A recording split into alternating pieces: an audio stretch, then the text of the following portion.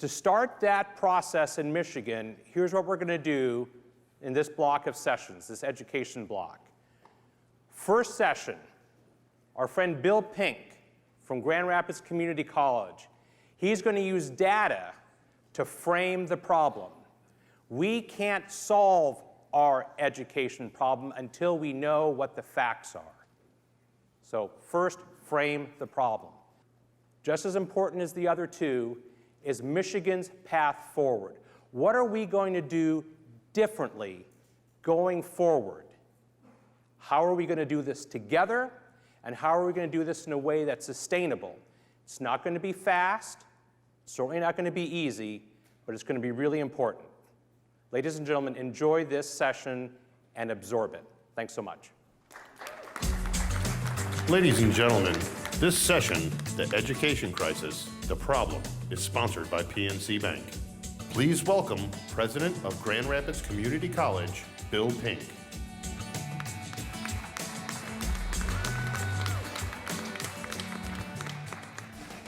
Good afternoon. I'm honored to be here and share with you this afternoon. I want to start out by sharing a little story with you that happened to me several months ago. And I think many of you are probably familiar with this. You make it home, and you go down into, say, for us, it was our basement. When we went down in the basement, I went down there, and as I took the last step off the last stair, I stepped into water. I know, it's how I felt too. I step into water, and as I investigate more and I go in and look in our utility area, the heater had over everything, overheated, overdone, over everything. And its over was also a whole bunch of water sitting on our floor. Now, what's interesting about this issue is that as I saw that and as I told my wife and said to her, we have an issue, we have a crisis, we have a problem, what do you and I do when that happens? Well, if you're like me, like we did that night, we start in on getting it fixed, don't we? Because Lord knows, I cannot live in a house with a 16-year-old daughter and everything that comes with having a 16-year-old daughter and a beautiful wife and not have heat in the house, or for that matter, hot water. And so whenever problems come, what do? We fix it, don't we? Let me share some numbers with you today. And what you're going to see is not just how we look in terms of the state of Michigan, but you will also see some national numbers here as well.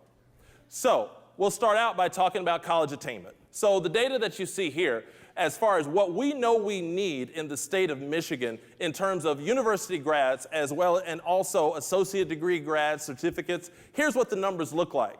Now, I deeply believe in not reading to you, and so I am big on letting you see what these data say, but I'll kind of highlight a few things as we go along this journey today.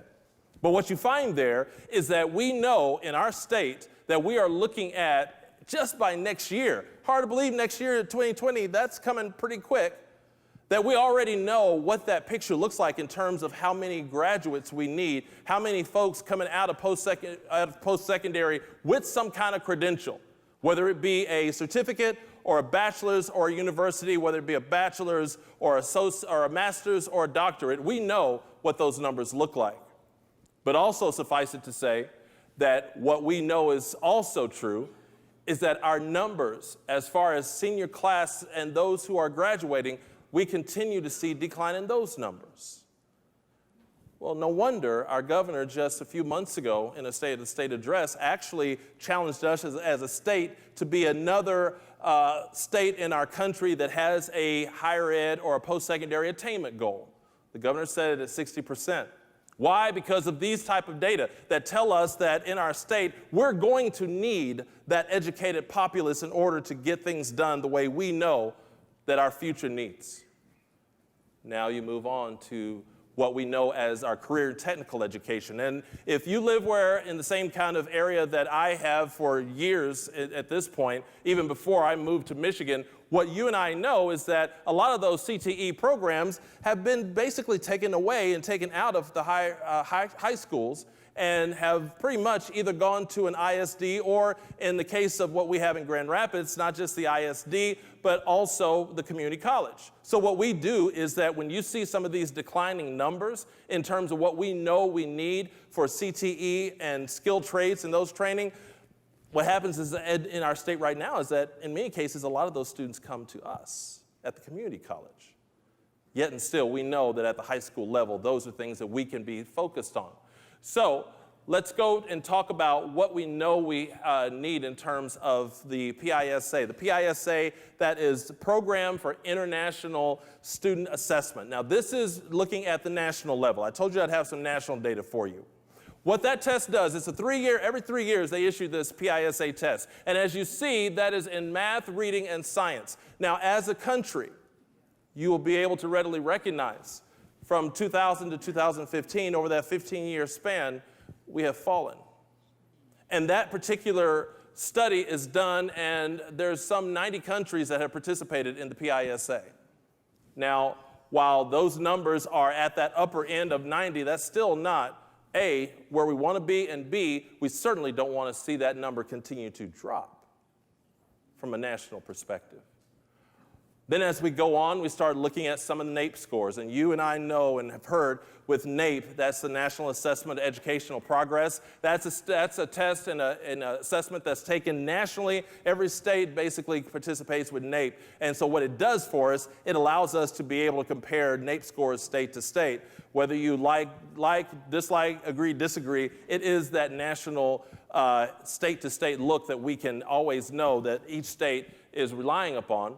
And so what you see, and these are Michigan numbers, and I'll let you read across, that when we find ourselves in the most recent that you see appearing in 2017, well, you see where those numbers are.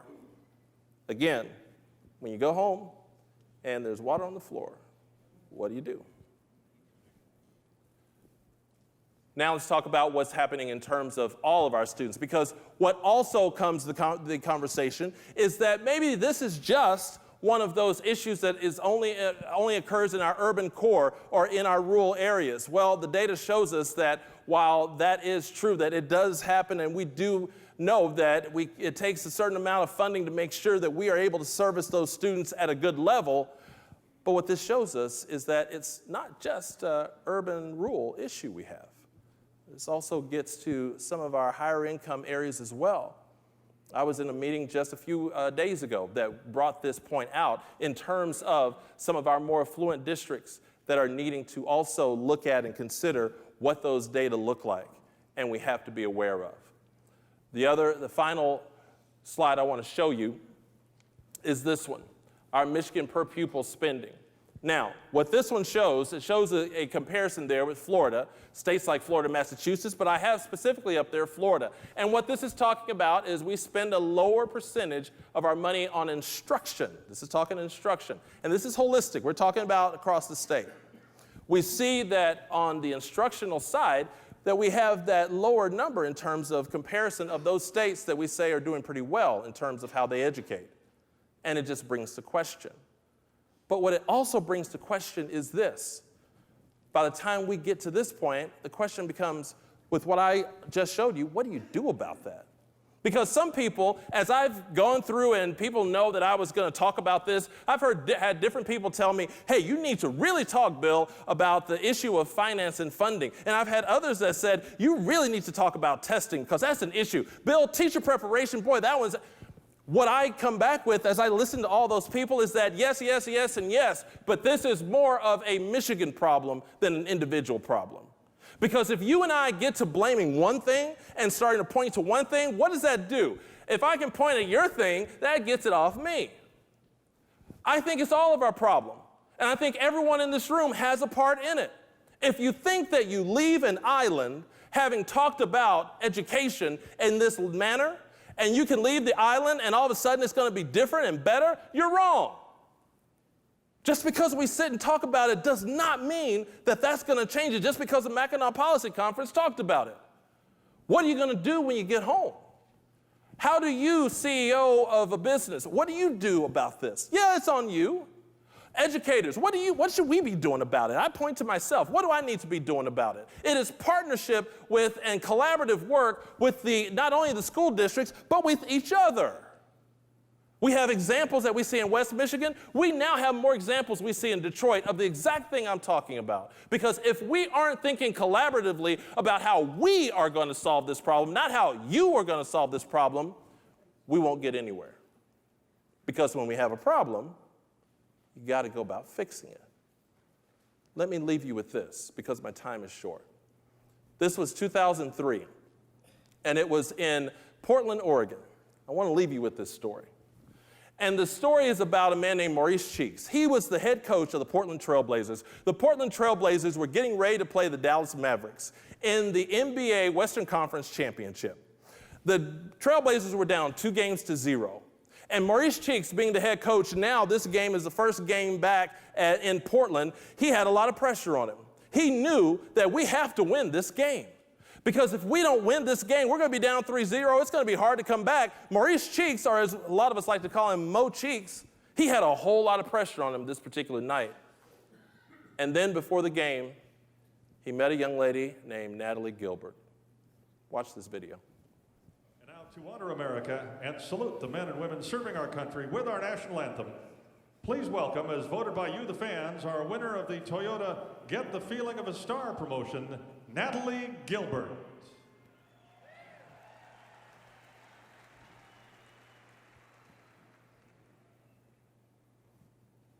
Oh, say, can you see by the dawn's early light what so proudly we hailed at the stars like stars?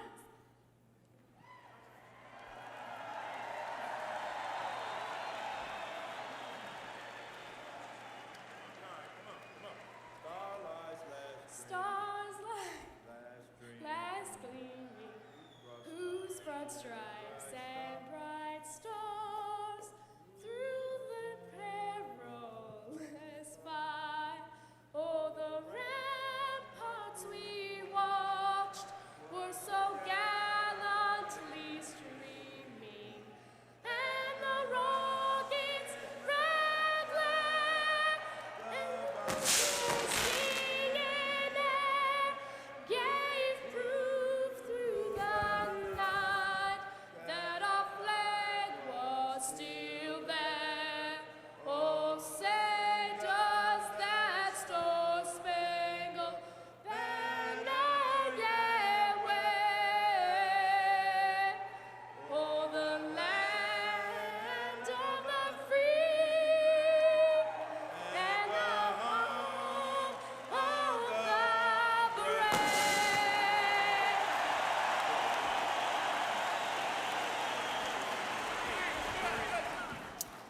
Well, the first thing you know is that you should never ask Maurice Cheeks to sing the national anthem. But I want to leave you with this thought on what you just saw. It didn't matter what color her skin was. It didn't matter that she was a 13-year-old girl who actually had spent 10 days sick with the flu before trying this. It didn't matter who she voted for in the last election. Didn't matter what party she was for. Didn't matter what she thought was the real reason for this or that political stance. None of that mattered. What mattered is that Natalie Gilbert needed help in that moment. And while Maurice Cheeks had all this pressure upon him, none of that stuff mattered. What mattered is that he saw a problem and he knew he needed to help fix it. Friends, that's Michigan. That's us. We have issues. We have problems. I can tell you from knowing many of our superintendents across our state, they're right here with us. They get it. But when you have a problem, when you have an issue, you got to fix it. But you fix it together. So what do you do about it? God bless you. Thank you. Ladies and gentlemen, this session is the Education Crisis, Michigan's Response. Please welcome President and Chief Executive Officer of the Skillman Foundation, Tonya Allen. President of the Michigan Education Association, Paula Herbart. President and Chief Executive Officer of Business Leaders for Michigan, Doug Rothwell. And to moderate the discussion, Regional President of Detroit and Southeast Michigan for PNC Financial Services Group, Richard L. DeVore.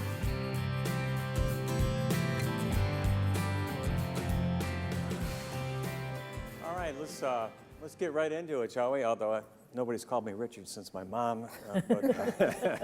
But Doug, let's start with you. Obviously, Okay. this is going to be a great panel. We've heard a lot of great conversation, but could you maybe give the audience a little bit of background on, kind of why we're here and how we got here? Yeah, sure. So, I think that, and you've been part of this, Rick, for the last decade, right? Our state has been trying to get off the mat, right? We were 50th out of 50 10 years ago on just about every metric. And so I think a lot of folks in this room can relate to the fact that we've been trying to rebuild our businesses and getting our fiscal house in order, and all that stuff took a lot of time. And I think that, now that we're kind of back in the game again, when you look around and you say, well, what are the issues that are keeping us from being, a leading state rather than where we are today? Infrastructure and education come right to the top of the list. And then when you look at education, what we found, and again, you were part of this, is you say, hey, how come these other states are doing so much better than we are? How come they've progressed while we've stayed stagnant over the last couple of decades? And when you find out what they've done is they've worked together in a way that we haven't. They've worked on a common playbook, and they've had the cohesion that we've lacked towards trying to reform our education system. And so that's basically how we got here, is we said, well, maybe we ought to reach out to people like Tonya and Paula and others around the state to say, why don't we work together on an education agenda rather than working as separate entities? Tonya, maybe switching over to you. It looks a little bit familiar, the playbook, a little bit, for those of you that are familiar with the Coalition for the Future of Detroit School Children. But if you could expand upon that for the audience, and I'm sure it's sincerest form of flattery that it looks kind of similar. But yeah, or we just used a formula that works, which is basically that we have to bring all of the stakeholders to the table at the same time. And I think we described the Launch Michigan Coalition as being unprecedented because it really is. We have brought together labor, business, community, philanthropy, a full education spectrum to the table. And as you can imagine, as we've debated policy over the years, many of these people have been on different sides of the aisle, different sides of the issues, and so we had to bring them together. And so what I would just say, what I find as a similarity is this, is that we all have a common goal. We don't have common perspectives at all, but what we are aiming to do is to get a common agenda. And when I think about that, the way that you go about it is three quick things. We have to focus on reaching out to others. And so we've spent a lot of time doing that. We reached out to 17,000 educators across our state to get input. We also had hundreds of experts in Michigan working on issues and giving us feedback to tell us what we needed to do. And then the second thing that we need to do is focus on the research. We know what's happening, what has happened in other states, how they've won, how they've gotten better. And so we're pulling that research. We have packets that we call our course packs. They're so thick. But our goal is not to reinvent the wheel. It's to focus on the things that will matter most. And then the last thing I would just say is trust building. We need to focus on building trust across this, so that across this broad coalition, so that we actually have the bandwidth to do the tough work. And that means that we gotta show that we're competent. It means that we gotta show that we're reliable, and it means that we gotta be intimate. That means a lot of meetings, close up, and a lot of tense conversations. And then the last thing I would just say about this is that we have really focused on a set of rules of engagement. And so the rules of engagement are really simple. One, leave your weapons at the door, right? That's one. And then the second is there are no folding chairs. A lot of times we talk about we want everybody at the table, but we put some people in folding chairs. We really don't value their opinion. Everybody has a stable, permanent chair at the table with equal voice. And then I would just say, one of my grandmother's favorites that I love to use is that none of us are smarter than all of us, that this notion of diversity of thought and debate is so critical. And then the last I will share really is about this notion of 70-20-10, which we've talked about, is that it's really simple, that on this issue, about 70% of the things we can agree on. Now, we have to work to find that 70%, and then there's another 20% that we don't agree on, but we can negotiate on. And then there's a 10% that we will never agree on. The challenge is in our state, we always start with the 10% and get nowhere. This time around, we're working hard, I mean really hard, to find that 70% and to make our way to 90. So Paula, we've heard there's no... I'd clap for that. Go, girl. So Paula, we heard there's no kids' table at Thanksgiving. But can you expand on teacher reaction and just how that journey's been for you as the leader of the MEA, and just walk us through that a little bit? Because I think the audience was really interested in that. So when I took office 2 years ago, one of the things that I said to legislators and to anybody that would listen was, if you're talking education policy, we need educator voice in the room. And I will be a part of any of those conversations, whether it's with my best friend, my nary foe, whatever, and whomever wants to speak with me about education policy, I'm engaged. I'm there and I want to be a part of it. And so when Doug Rothwell came to me and talked to me from business leaders of Michigan, he said to me, we really believe that we need to work together. And we believe that the MEA and AFT Michigan and David Hecker need to be a part of this conversation. We want to bring in philanthropic groups. We want to bring in community leaders. What do you think about that? And I said, I'm all in. And he looked at me and said, do I have to do something for you? No, I didn't. No, he did not. And I said, absolutely want to be a part of it. I absolutely wanted to be a part of it, and educators want to be a part of the process.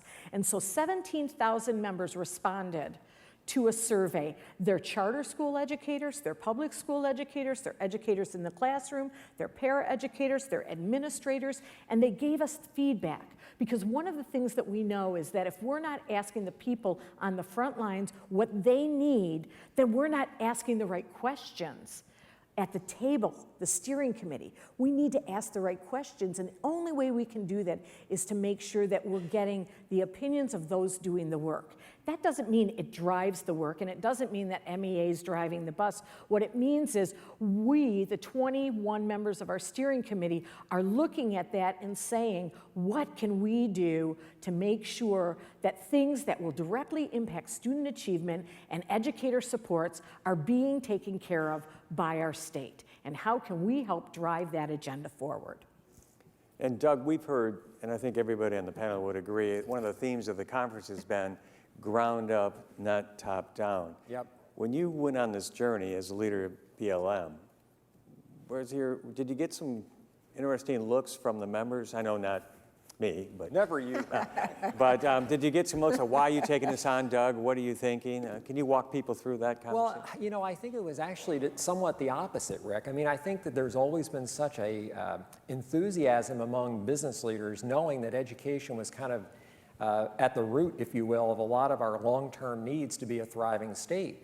But at the same time, I think we had to have a discussion internally to say, look, this is not an issue you can get in and check the box after a year or two and then extract yourself. I mean, this is a long-term journey, and if you look at the success records of some of the other states that Tonya and Paula have been talking about, they've been at this for years. They've been at it. So, I mean, if you look at where we are right now, we're, what, 9-10 months into this process? I'd actually argue we're probably ahead of the game of Massachusetts and Tennessee, where they were at a similar point in time. But I think it was more the opposite, Rick, that we were getting pulled to get into it.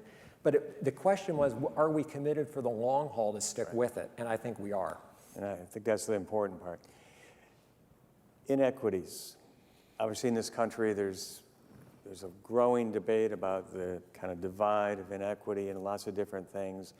Can you talk about equity in terms of this project, in terms of where you see us coming out on this? Yeah, no, thank you for that question because I think it's really important. I was looking at some data on the achievement gap in our state. And what's really interesting about it is that over the last 25 years, the numbers have not budged.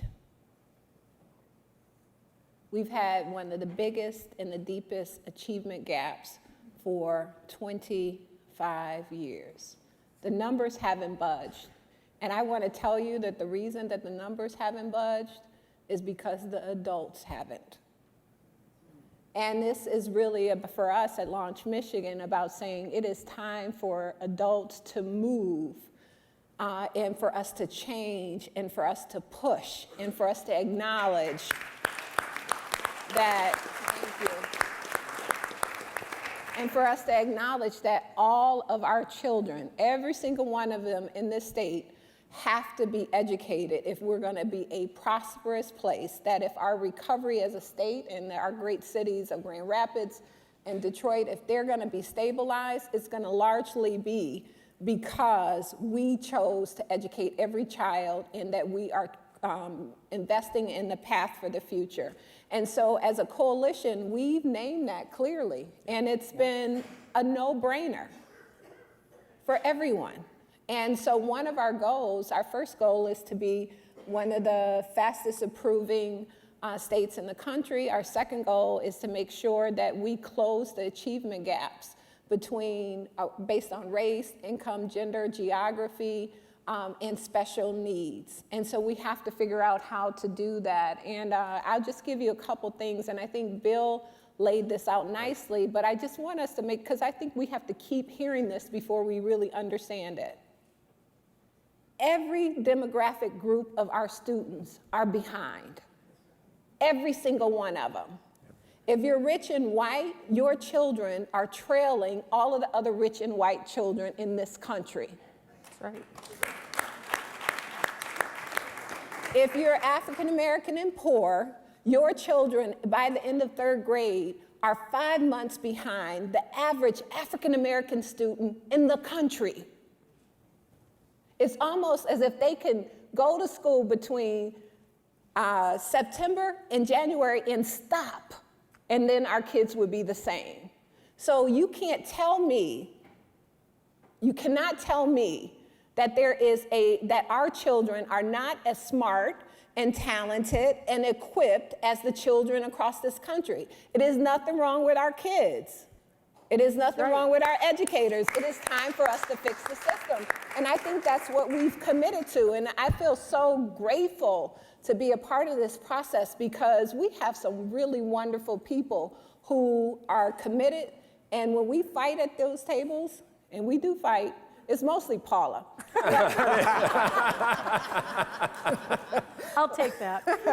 No, Paula Well, she has red curses eyes. and I join her. But when we fuss at those tables, none of us have gotten up. And that's the great thing I think about this coalition is that we're paving the way and we are going at this in a bipartisan way, in a way that begins with a love for Michigan. And then we get to that second pillar of prepare. Michigan. Yes, I am grateful that the governor at least admitted that I had some care for children.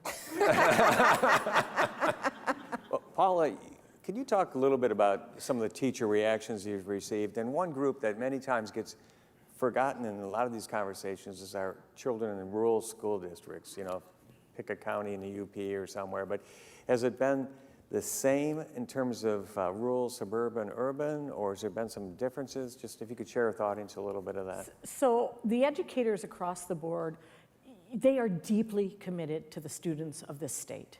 We don't have one student to spare in Michigan, and they know that.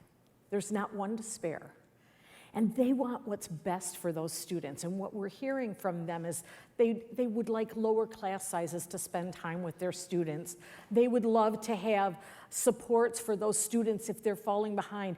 Give me more training. If I don't know a specific area, how to remediate that child, give me more training so I can do that. Give me the time to plan rich programming. Our rural teachers, they don't have broadband access to the internet. they're struggling.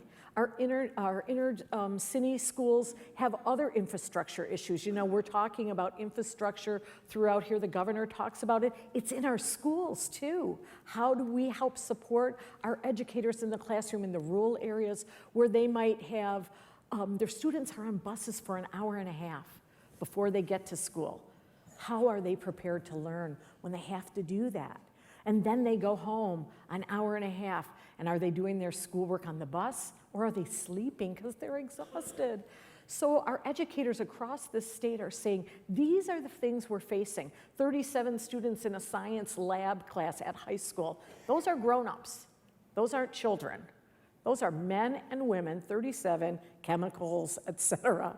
And we're trying to navigate and command the circus like a circus master in those situations. That has an impact on students. And the other thing that has an impact on students that educators will tell you is as I said earlier, give me time to collaborate with my educators who maybe know something better than I do, maybe can give me a suggestion, maybe can coach me. Give me a coach to help me in the areas where I'm failing, because our educators don't want to do a poor job.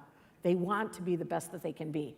And if they do continue to do a poor job, we need to be responsible to say, this isn't for you, because we don't have students to spare, and we can't have students being educated by someone who doesn't care. That can't happen. And so the MEA makes sure that they have processes in place, but we want to stand up for quality public education and quality educators, no matter where your child lives in Michigan. You know, and I think on that note, just to frame it for people in the room that are in business, nobody starts off their career, says, okay, I'm done learning, right? And I have no new skill set to pick up. And I think this professional development issue for teachers is just huge. And I think that's one of the things you're getting at, more time to collaborate, but also to grow in my space, my new skill set for our teachers. Yes, and one of the things, there's a fallacy that we don't want help, or that we're happy to just be stagnant. You know, there is no educator that says, today I hope I just get through the day.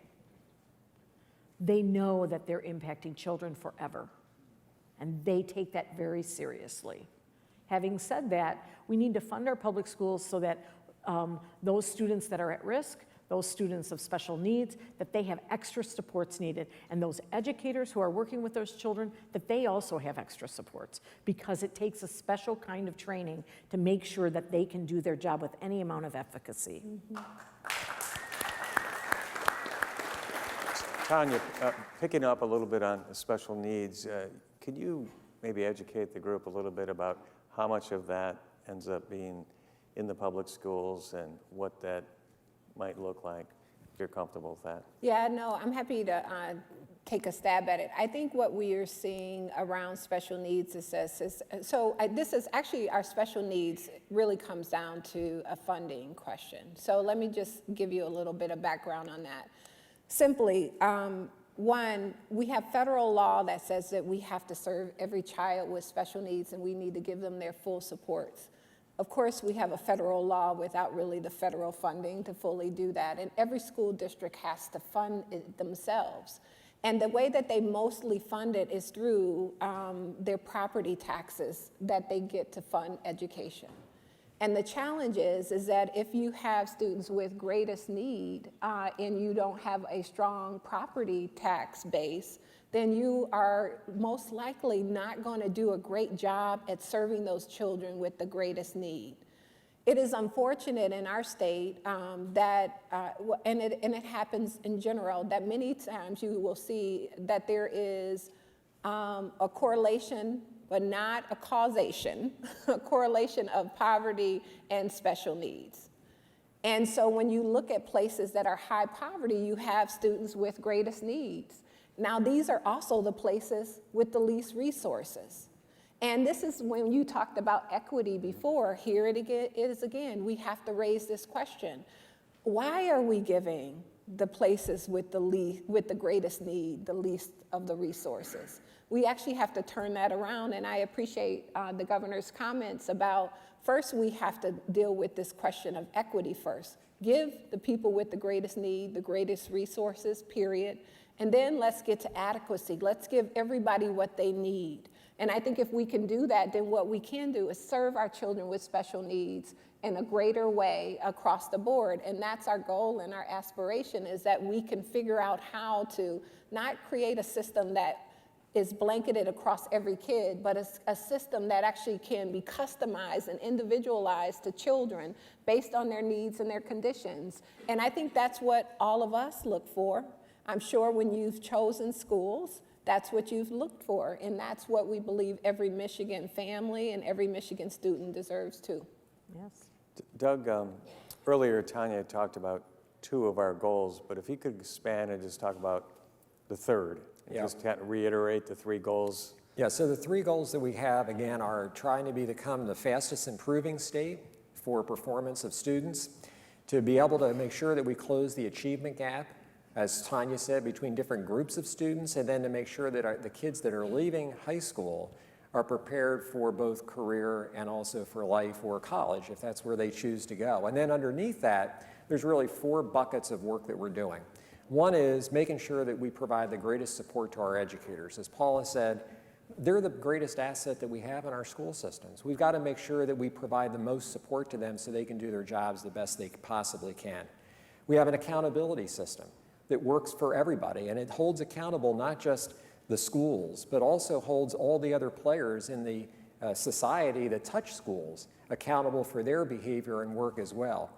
We also make sure that we have a finance system in place that provides the resources to do the job, and then making sure that we have a very literate student population as well that is able to function well in society. Those are kind of the 4 initial areas. But again, this is kind of phase 1 of our work. I think it's important for people to realize, back to that journey I talked about, we're at the early stages. This is kind of the first bucket of activity that we're going to produce by the end of the year, and then we'll take on another round of issues next year as well. And we'll be reporting in, right? The group will be reporting in their progress.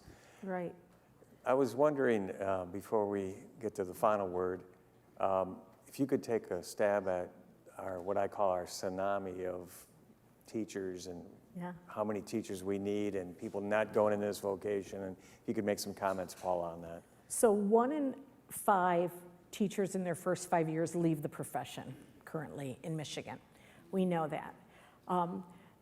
One of the concerns is that they have a lot of mandated testing. It's not teaching, it's not creative, it's not what educators feel are touching the lives of children and making these impactful moments, because they feel like they're having to just administer standardized testing for funding or for proving that our students are worthy across the state. I believe that educators do not mind tests. I know that because I loved to write tests. Teachers love tests. We created them.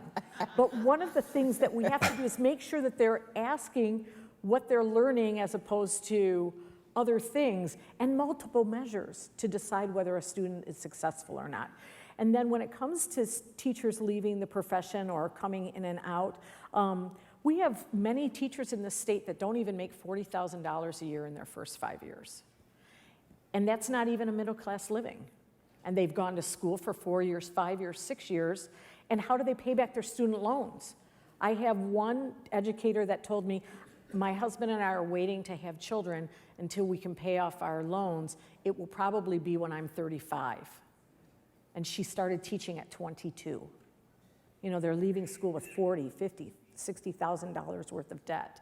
And so they feel undervalued, that their years of education that they did to be the best and the brightest educators they could possibly be isn't being valued by their communities because of the low pay.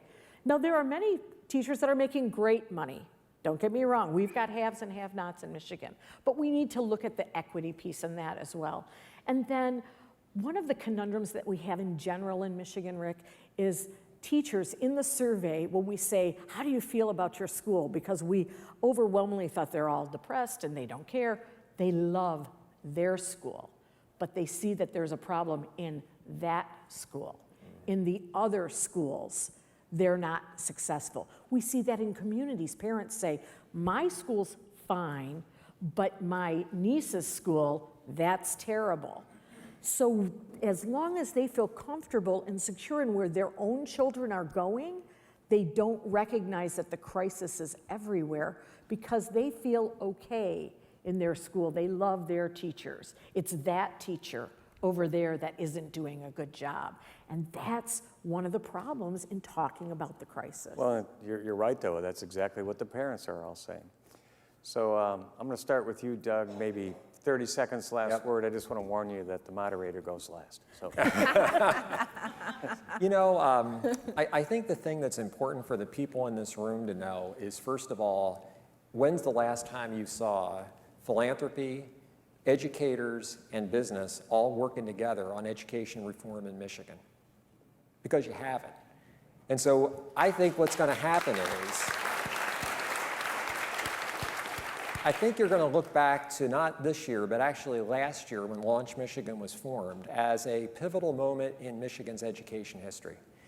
You don't have any idea the amount of respect that we have for each other up here, how much time we are all putting into this, and the other 20 members of the steering committee and the work groups that we have, thousands of hours are going into this.